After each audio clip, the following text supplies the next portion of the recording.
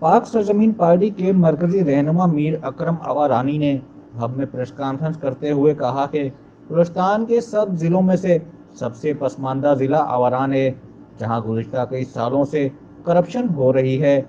इन्होंने इल्ज़ाम आयद किया कि आवारान में बेरोजगारी और करप्शन के जिम्मेदार स्पीकर बलूचिस्तान असम्बली कुद्दूस बिज़ंजो की नाअहली है।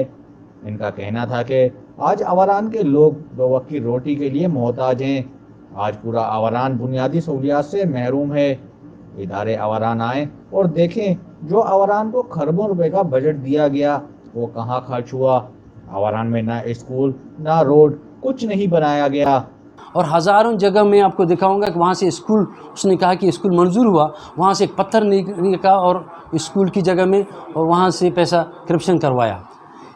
मैं यही कह रहा हूँ कि डिस्ट्रिक्ट आवारान में ख़ासकर स्पेशली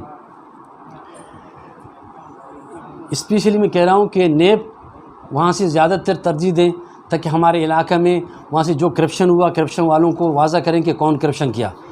मीर अकरम आवारानी का मजीद कहना था कि इक़्तिदार में हूँ या ना हूँ, मरते दम तक आवाम के लिए आवाज़ उठाऊंगा और खिदमत करता रहूँगा।